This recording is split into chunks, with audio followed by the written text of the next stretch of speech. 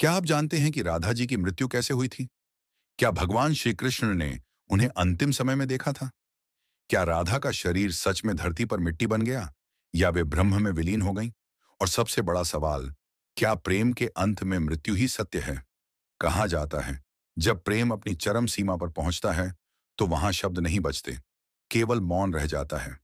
और उस मौन में ही राधा की मृत्यु का रहस्य छिपा है। वृंदावन की मिट्टी आज भी उस विरह की साक्षी है, जो शब्दों से परे था। कभी इसी भूमि पर राधा और कृष्ण ने प्रेम का वह अध्याय लिखा था, जिसे युगों तक कोई मिटा नहीं सका। समय बीता, कृष्ण मथुरा गए, वृंदावन की गलियां सूनी हो गईं। बांसुरी की वो धुन जो हर सुबह राधा के कानों में गूंजती थी, अब मौन हो चुकी थी। राधा का हृदय खाली नहीं था, पर कृष्ण के बिना अधूरा था। वो कहती थीं, कृष्ण मेरे हैं, लेकिन मुझे पाने के लिए नहीं, उन्हें बस महसूस करने के लिए। धीरे धीरे राधा का शरीर कमजोर होने लगा, लेकिन उनकी आंखों में अब भी वही चमक थी, कृष्ण के प्रेम की, जो कभी नहीं मरा। एक दिन राधा को एहसास हुआ कि अब उनका समय निकट है। वो जानती थीं कि मृत्यु उनके लिए अंत नहीं होगी, बल्कि मिलन का एक और रूप होगी। कथाओं में आता है कि राधा अपने अंतिम क्षणों में द्वारका की ओर चल पड़ी।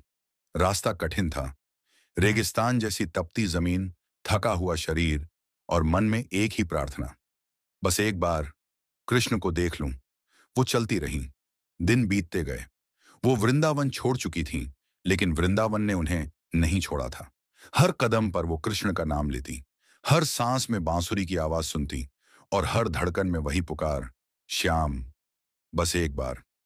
जब राधा द्वारका पहुंची, तो वहां सोने के महल थे, राजसी वैभव था, पर वह माधुर्य नहीं था जो वृंदावन में था।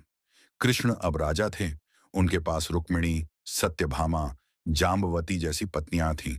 लेकिन जब कृष्ण ने राधा को देखा, तो एक पल के लिए सब थम गया। वो बोले, राधे, इतने वर्षों बाद तुम? राधा मुस्कुराई। हाँ कान्हा, अब मिलने आई हूं, आखिरी बार। कृष्ण ने पूछा, क्या चाहती हो राधे? राधा ने धीरे से कहा, बस एक बार तुम्हारी बांसुरी की धुन सुनना चाहती हूं, और फिर सब कुछ छोड़ दूंगी। कृष्ण ने अपनी बांसुरी उठाई। धीरे धीरे वो वही धुन बजाने लगे, जो कभी वृंदावन के पेड़ों में गूंजती थी। राधा की आंखें बंद हो गईं।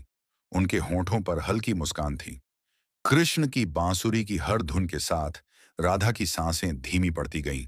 और फिर जब बांसुरी का आखिरी सुर बजा, राधा की आत्मा मौन हो गई। कृष्ण ने देखा, राधा वहां थी, पर अब देह में नहीं।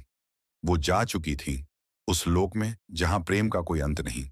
कृष्ण ने धीरे से अपनी बांसुरी धरती पर रख दी, फिर कभी नहीं बजाई। लोग कहते हैं राधा की मृत्यु हुई, पर सच्चाई यह है कि वो मरी नहीं, वो बस कृष्ण में विलीन हो गई। उनका शरीर मिट्टी बन गया, पर उनका नाम अनंत हो गया। जहां जहां प्रेम की बात होती है, वहां राधा का नाम पहले लिया जाता है, क्योंकि मृत्यु सिर्फ देह की होती है, प्रेम की नहीं।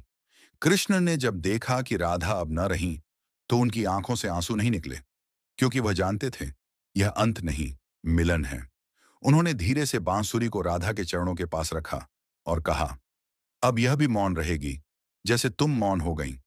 उस दिन से कृष्ण ने कभी बांसुरी नहीं बजाई। वह बांसुरी, जो प्रेम की आवाज थी, अब विरह का प्रतीक बन गई। लोगों ने देखा, कृष्ण का चेहरा शांत था, पर उस शांति में तूफान छिपा था। कथाओं में कहा गया है, जब राधा ने अंतिम सांस ली, तो उनका शरीर धीरे धीरे मिट्टी में बदल गया। ना कोई चिता जली, ना कोई अंतिम संस्कार हुआ। बस फूलों की हल्की खुशबू आई, और वहां एक दिव्य प्रकाश फैल गया। कृष्ण ने उस प्रकाश को देखा और बोले, राधे, तुम चली नहीं गई, तुम तो मेरे भीतर समा गई। कहा जाता है, उसी क्षण से कृष्ण के शरीर की आभा बदल गई थी। उनकी आंखों में राधा का तेज बस गया था।